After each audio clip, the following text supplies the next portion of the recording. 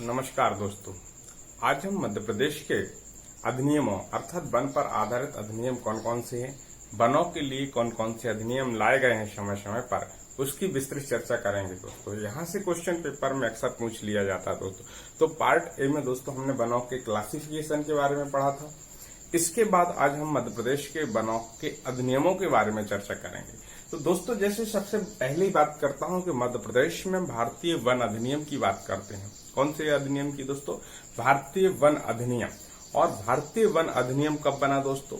तो 1927 में। ये अंग्रेजों के समय अर्थात हम स्वतंत्रता के पूर्व ये अधिनियम 1927 में लाया गया था।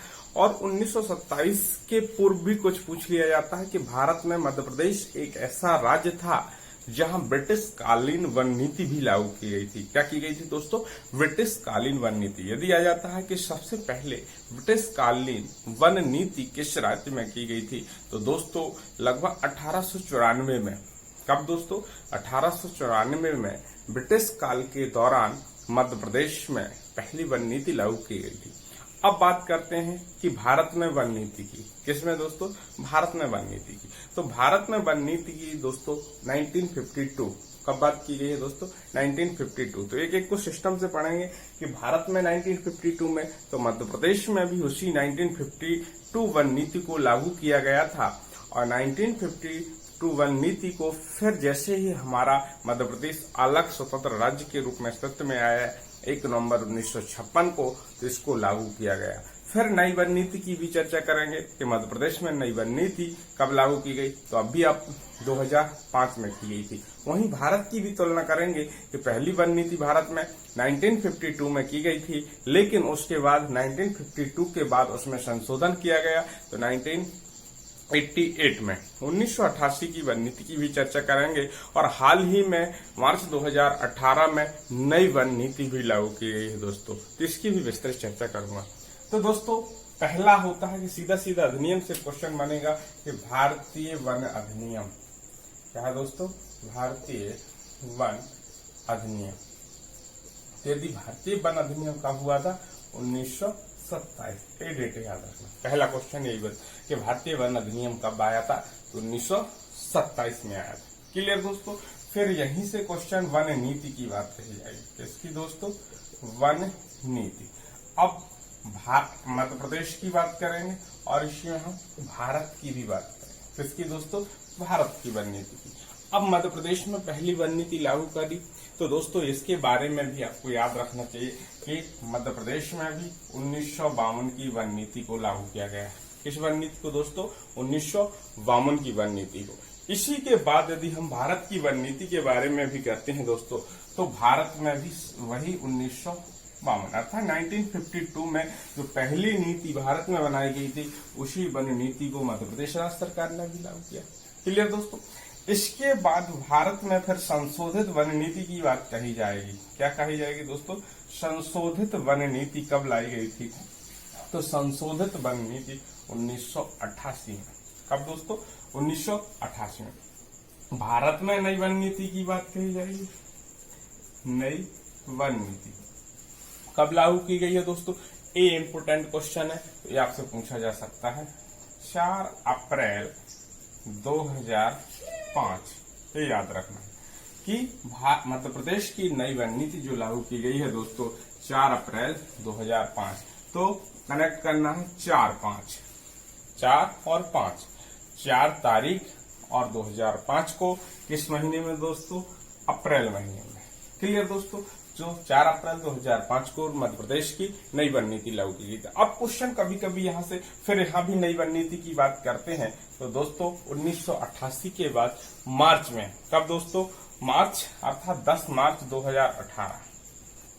10 मार्च 2018 में मध्य प्रदेश में भी नई वन नीति भारत में नई वन नीति की घोषणा कर दी गई। क्लियर दोस्तों? तो ये तो बेसिक थी। अब जो मध्य प्रदेश की वन नीति है, इसमें क्या क्या प्रावधान किए गए दोस्तों, यहां से क्वेश्चन पूछ लिया। पहला है कि इसको रोजगारोन्मुखी बनाया गया। क्या कर दिया गया?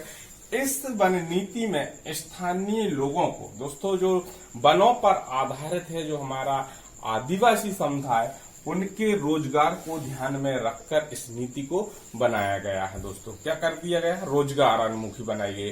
सीमा, फिर दूसरा होगा सीमा।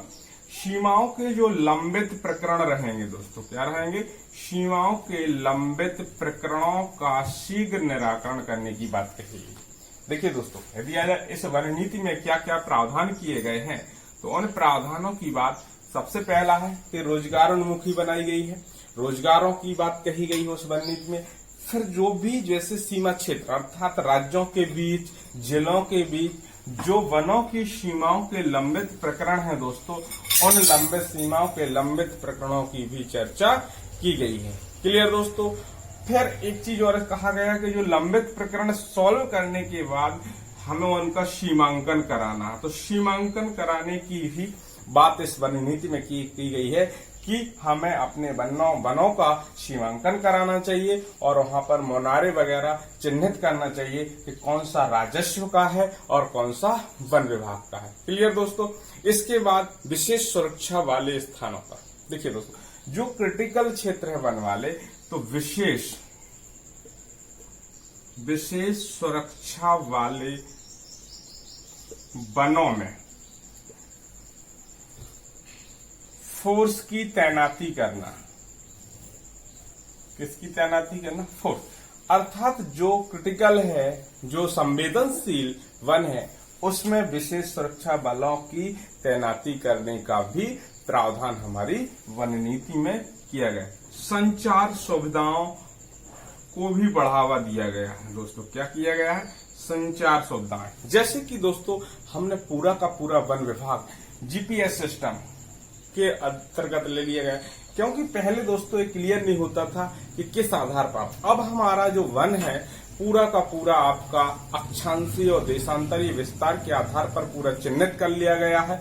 पूरे वन अमले को अर्थात बीट बाय बीट उसके मुनारे कंप्लीट कर दिए गए। अब ऐसा नहीं है कि जो भूमाफिया होते थे, वन माफिया होते थे, वो क्या करते थे कि दोस्तों कहीं की जमीन कहीं कर देते थे।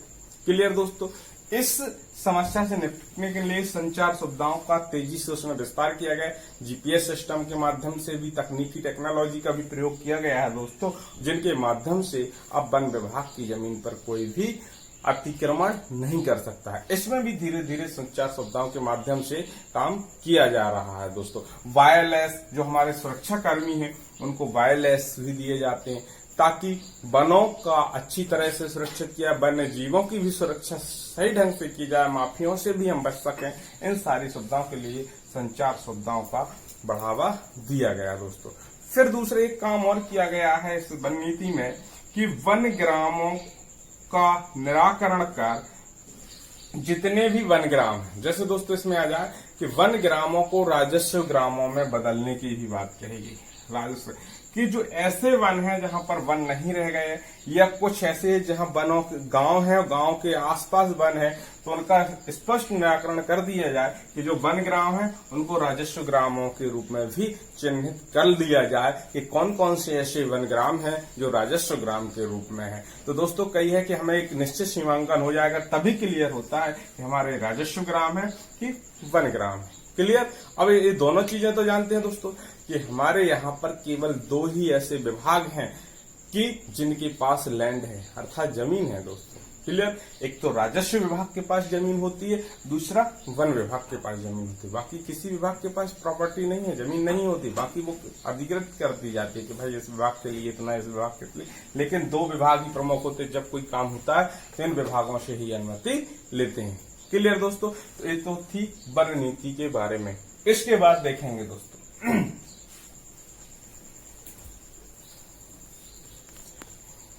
तो दोस्तों वन नीति के बाद क्रमशः, तो हमने 1952 के बाद वन नीति देखी। फिर एक क्वेश्चन आता है राज्य वन अनुसंधान संस्थान। दोस्तों कौन सा है?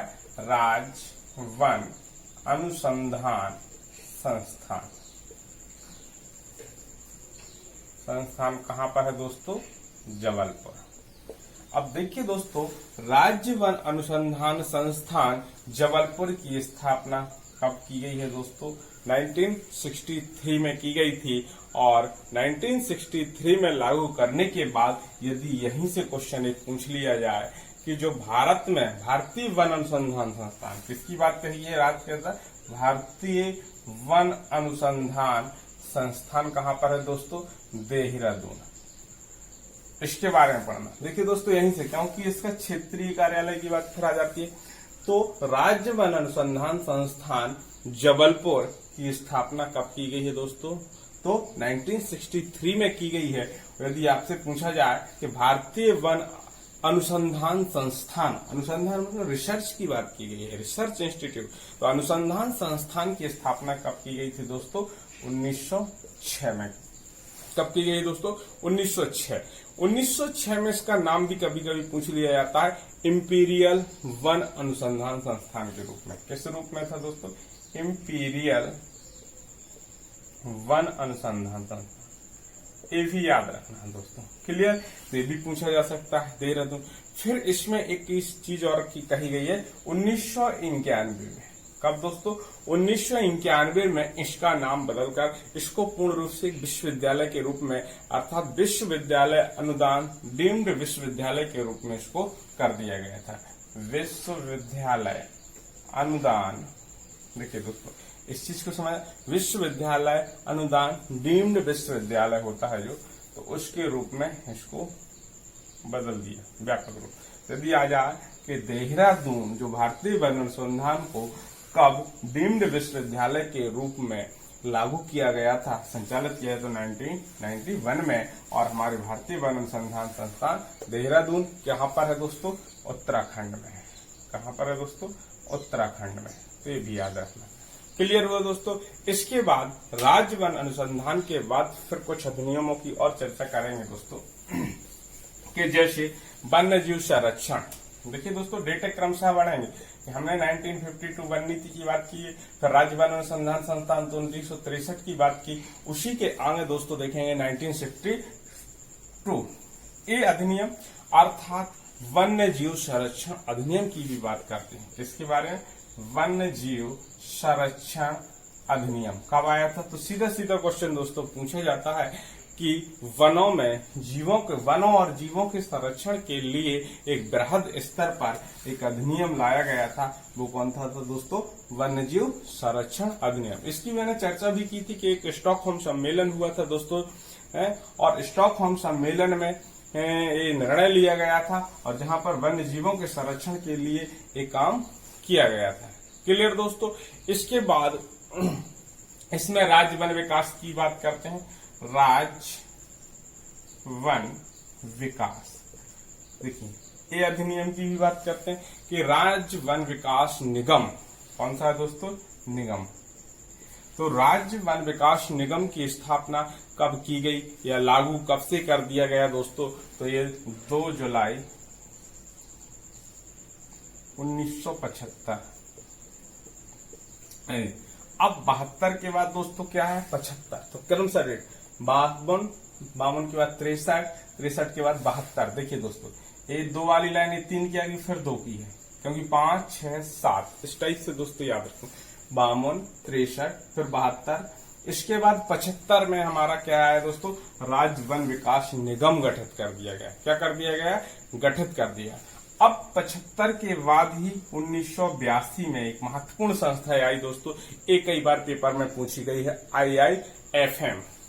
ये इम्पोर्टेंट है दोस्तों, IIFM। इसको क्या बोलते हैं, तो इसको हिंदी में बोलते हैं दोस्तों भारतीय वन प्रबंधन संस्थान। क्या बोलते हैं दोस्तों, भारतीय वन प्रबंधन संस्थान। भारतीय वन प्रबंधन संस्थान।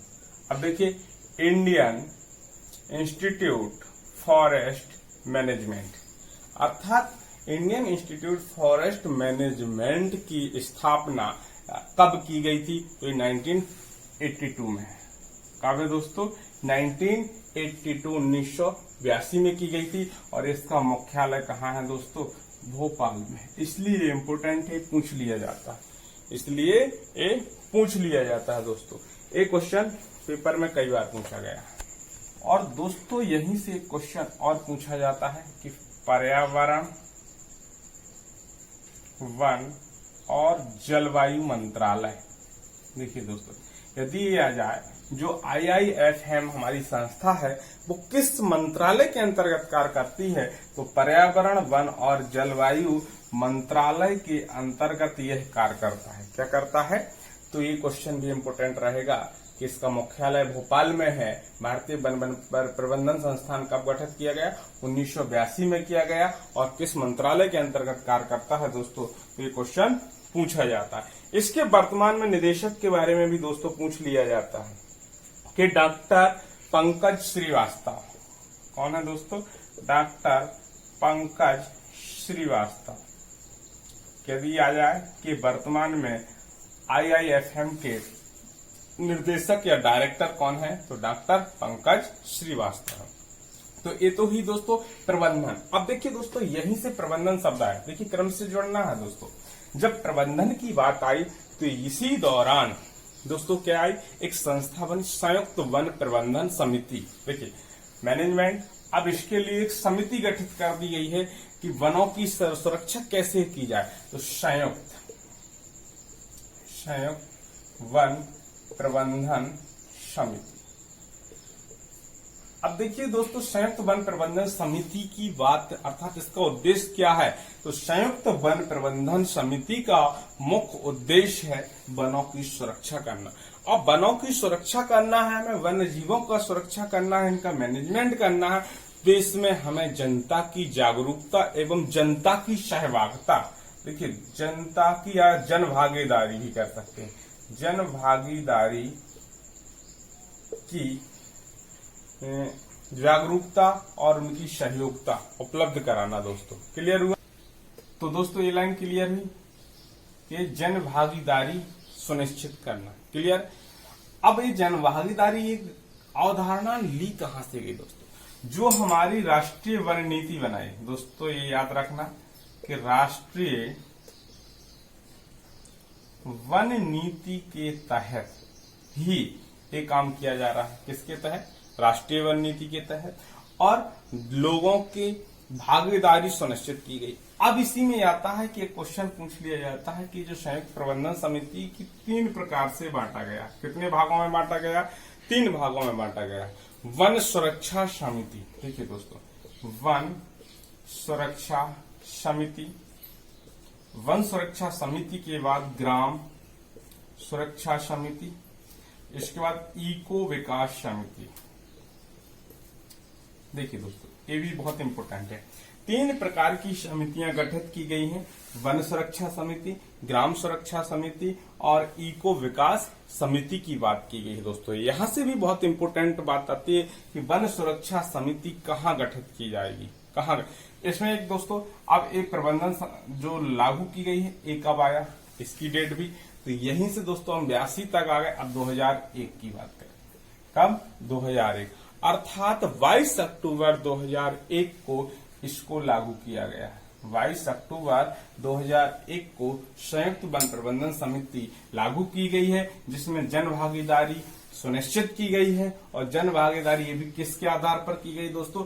राष्ट्रीय नीति, जो वन नीति बनाई गई है, राष्ट्रीय वन नीति बनाई गई, और इसको 3 भागों में बांटा गया है। अब ये मैनेजमेंट प्रबंधन कैसे करना? 3, वन सुरक्षा के रूप में, ग्राम सुरक्षा के रूप में, इको विकास समिति के रूप में।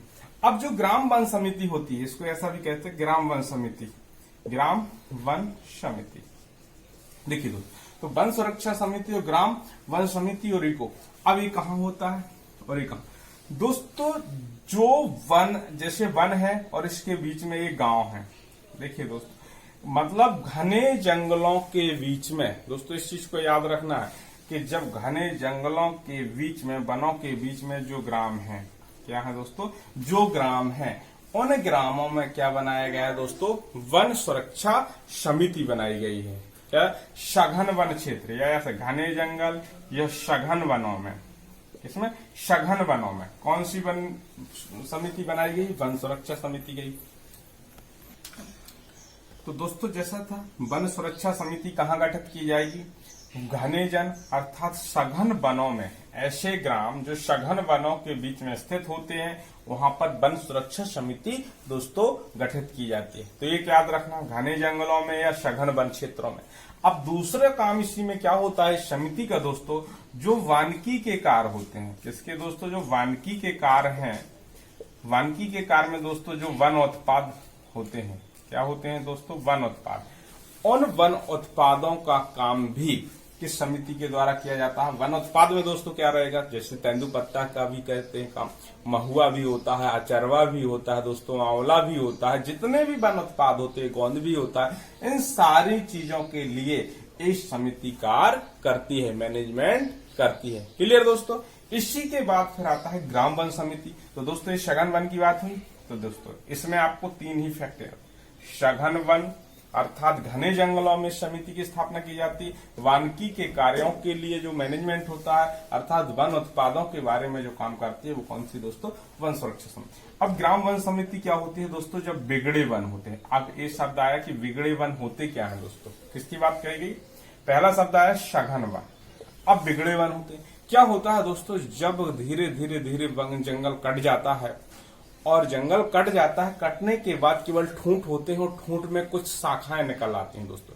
तो देखने में तो लगता है कि बहुत बड़ा जंगल है, लेकिन वास्तविक रूप में वहां पर उतनी अच्छी लकड़ी नहीं होती है, वहां पर उतने अच्छे पेड़ नहीं होते हैं, केवल झाड़ दिखाई देता है। इस प्रकार के वनों को दोस्तों क्या बोलते हैं, बिगड़े वन होते हैं। क्या होते हैं दोस्तों, बिगड़े वन। अब वन बिगड़ कैसे जाते हैं, तो जब जनसंख्या का दबाव होगा अर्थात जैविक दबाव के कारण, यदि आ जाए ये स्थिति कैसे बनती है, तो जैविक दबाव के कारण, जहां अधिक जीव जंतुओं का वृद्धि हो जाती है, जैविक दबाव जब अधिक होता है जिसके कारण वन कटते हैं, जंगल कटते हैं और सिर्फ बिगड़े वन की संख्या दी गई है। अब इनका क्या करना है, पुनर्वनीकरण करना है। क्या काम होता है, इस समिति का काम है पुनर्वनीकरण करना। क्या करना है दोस्तों, पुनर्वनीकरण करना। तो इस समिति, जो ये समिति होती है बिगड़े वन क्षेत्रों में होती है, और इसमें एक कंडीशन होती है दोस्तों, 5 किलोमीटर का सीमा क्षेत्र जो निर्धारित होता है दोस्तों, ये याद रखना कि जो उस गांव से लगे हुए उस वन के आसपास से 5 किलोमीटर तक के सीमा क्षेत्र को इस समिति की निगरानी में रखा जाए। इसी प्रकार से ग्राम है जो बिगड़े वन होते हैं, तो इसके आसपास का जो सीमा क्षेत्र होगा तो 5 किलोमीटर तक के क्षेत्र को ग्राम वन समिति के अंतर्गत लिया जाएगा, बिगड़े वन होगा। जैविक दबाव के कारण ये स्थिति उत्पन्न होती है। जब ये स्थिति उत्पन्न होगी तो दोस्तों उनका हमें क्या करना पड़ेगा, पुनर्वनीकरण करना पड़ेगा। अब पुनर्वनीकरण अर्थात हमें वृक्षारोपण कराना पड़ेगा। क्या करना पड़ेगा दोस्तों, वृक्षारोपण।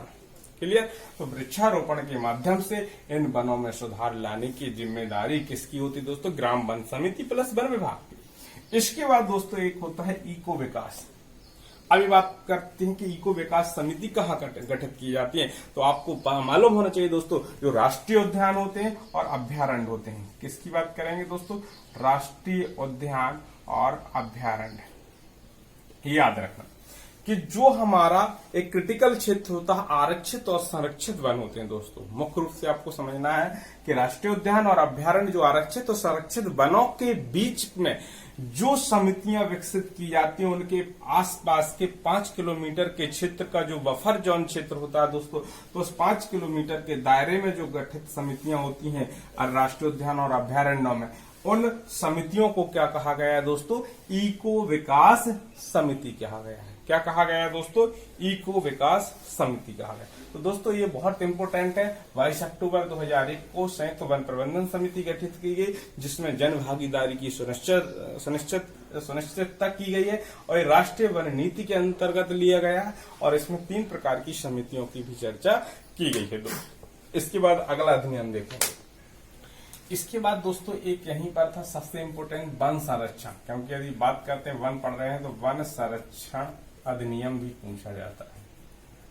क्या है, वन संरक्षण अधिनियम 1980। तो ये भी राज्य वन विकास निगम, पहले वन विकास निगम था दोस्तों 1975, और 1982 दोस्तों क्या था हमारा, उसी के बीच में हमने देखा 1980। याद रखना दोस्तों 1980 1980 यह वन संरक्षण अधिनियम की भी बात कही गई। अब इस अधिनियम का भी काम क्या होता है दोस्तों, विवादों का निपटारा करना। वन संबंधी कोई भी विवाद होते हैं या किन्हीं भी दो राज्यों के बीच, जिलों के बीच, तो उसका विवाद निपटारा करने के लिए दोस्तों वन संरक्षण अधिनियम गठित किया गया है। कौन सा, वनों का संरक्षण करने के लिए वर्ष 1980 में वन संरक्षण अधिनियम लागू किया गया था। यदि दोस्तों भारत लेवल पर भी चर्चा करते हैं तो इसके लिए अलग अलग विभाग गठित किया गया था। ये सारी चीजें हम एनवायरमेंट के अंतर्गत और डिटेल पढ़ेंगे, क्लियर, से भारत का पढ़ेंगे। तो ये वन संरक्षण अधिनियम की बात कही। फिर इसने एक अधिनियम पढ़ लिया, पूछ लिया, जैव विविधता अधिनियम। जैव विविधता अधिनियम ये भी पूछ लिया जाता है। कब हुआ था दोस्तों, 2002 में। बायोडायवर्सिटी की अर्थात जैव विविधता अधिनियम कब लाया गया दोस्तों, 2002 में लाया गया। इसके बाद राज्य वन विकास अभिकरण। अब देखिए दोस्तों, राज्य वन विकास अभिकरण ये भी पूछा जाता है। राज्य वन विकास अभिकरण कब लागू किया गया था और इसका काम क्या था, तो 19 अप्रैल 2010। कब है दोस्तों, 19 अप्रैल 2010। अब इसका उद्देश्य पूछ लिया जाता है दोस्तों कि जो राज्य वन विकास अभिकरण है वो किस उद्देश्य के लिए गठित किया गया है, तो इसका काम, विकास अभिकरण की बात कही गई दोस्तों। इस चीज को समझना कि विकास, तो जितना भी अभी मैंने चर्चा की थी बिगड़े वन, तो बिगड़े वन हुए, खुला क्षेत्र हुआ, खुले वन या खुला क्षेत्र हुआ या रिक्त क्षेत्र हुआ, ये दोस्तों याद रखना है। बिगड़े वन, रिक्त वन, खुला वन क्षेत्र में वृक्षारोपण करना। क्या करना, वृक्षारोपण कर वनों का विकास करना। वनों का विकास करना दोस्तों, वन क्षेत्र के लिए वृद्धि करना, ये होता है दोस्तों। कौन काम करती है, कौन सी संस्था गठित की गई, राज्य वन विकास अभिकरण। 19 अप्रैल 2010 को इस संस्था की स्थापना की गई है। इसका काम है कि बिगड़े वनों के लिए, खुले वन क्षेत्र के लिए, खुला क्षेत्र है उनमें वृक्षारोपण कराना और उनमें वृद्धि करने का काम दोस्तों किसको सौंपा गया है, आपका राज्य वन विकास अभिकरण को सौंपा गया। इसके लिए कुछ और भी आपके जैसे छोटे छोटे, एक मध्य प्रदेश के बारे में, मध्य प्रदेश बांस शिल्प विकास की भी बात कही गई। मध्य प्रदेश बांस विकास शिल्प। देखिए दोस्तों, बांस का बढ़ावा देने के उद्देश्य से, बांस के क्षेत्र में बांस का वृक्षारोपण ज्यादा से ज्यादा करने के उद्देश्य से मध्य प्रदेश बांस विकास शिल्प की भी बात कही गई है। इसके लिए जो बोर्ड गठित किया गया 15 जुलाई 2013। 15 जुलाई 2013। देखिए, ये आपकी 10 की बात थी, ये 13 में। तो शिल्प बोर्ड है दोस्तों। इस बोर्ड का काम है कि वनों में भी हो, निजी क्षेत्र में बांसों का वृक्षारोपण कराना दोस्तों। क्या कराना, बांसों का वृक्षारोपण कराना, उसकी खरीद बिक्री का काम भी करना। ये सारा काम कौन करेगा दोस्तों, मध्य प्रदेश बांस विकास बोर्ड करता है। क्लियर दोस्तों। इसी के अंतर्गत दोस्तों और भी कई काम किए गए हैं, जैसे मध्य प्रदेश ग्राम वन अधिनियम की बात कही गई। मध्य प्रदेश ग्राम वन अधिनियम ये भी पूछ लिया जाए। यदि आपसे पूछ लिया जाए कि मध्य प्रदेश ग्राम वन अधिनियम कब लागू किया गया, तो 2015 को। क्लियर दोस्तों, ये भी आपसे पूछा जाएगा। इसके अलावा देखेंगे दोस्तों, अब दोस्तों जैसा कि मध्य प्रदेश बांस विकास शिल्प के बाद आता है मध्य प्रदेश वन उपज। देखिए दोस्तों, मध्य प्रदेश वन उपज व्यापार अधिनियम। देखिए दोस्तों, यदि आपसे पूछा जाए मध्य प्रदेश वन उपज व्यापार अधिनियम या इसकी विनिमय, व्यापार विनिमय होता है और इसके बाद अधिनियम शब्द जोड़ दीजिए, व्यापार विनिमय अधिनियम, ये आया। तो देखिए दोस्तों, वन उपज की बात करता है। जो ये अधिनियम बनाया गया है, तो ये अधिनियम 1969 में कर दिया गया था। 1 नवंबर 1969 की बात की गई है। जब दोस्तों, तो 1 नवंबर 1969 को, ये डेट याद रखिए, 1 नवंबर 1969 को मध्य प्रदेश वन उपज व्यापार विनिमय अधिनियम लागू किया गया था। और इसका काम था, जो वन उपज है उसकी पूरी व्यापार संबंधी गतिविधियों की मॉनिटरिंग करना, निगरानी करना, ये काम इस अधिनियम का था। इसके बाद इसी प्रकार से मध्य प्रदेश तेंदुपत्ता के लिए किया गया है। मध्य प्रदेश तेंदुपत्ता व्यापार विनिमय अधिनियम। देखिए दोस्तों, जिस प्रकार से वनोपज के बारे में, वनोपज जो संपूर्ण होगी और इसके लिए तेंदुपत्ते के लिए अलग से कर दिया गया, तो ये 69 में किया गया था और इसके लिए 1964 में कर दिया गया। कब कर दिया गया था? 1964 में अधिनियम बनाया गया था। इसको लागू कब कर दिया गया था? 28 नवंबर 1964। कब? 28 नवंबर 1964। तो याद रखना, व्यापार अधिनियम ये भी नवंबर में किया गया था, ये भी नवंबर में किया। ए 1964 में किया गया और 1969 में किया गया। और ये विकास शिल्प, बांस विकास शिल्प अभी हाल ही कुछ समय पहले ये बात कही तो 2013 में 15 जुलाई 2013 को बांस विकास शिल्प। और मध्य प्रदेश ग्राम वन अधिनियम की बात करेंगे तो 2015 में भी लागू किया गया है। क्लियर दोस्तों। इसके बाद एक लास्ट और देखेंगे, मध्य प्रदेश लोक वानिकी अधिनियम के बारे में पूछ लिया जाता है। मध्य प्रदेश लोक वानिकी अधिनियम।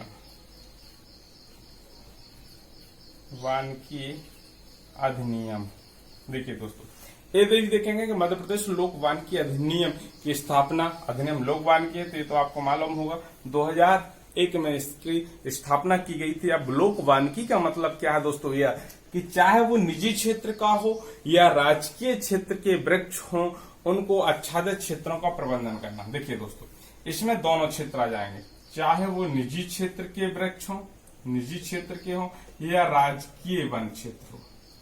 राजकीय वन क्षेत्र के द्वारा वन वृक्ष अर्थात वृक्ष आच्छादित क्षेत्रों का प्रबंधन करना। क्या करना है? इन क्षेत्रों का प्रबंधन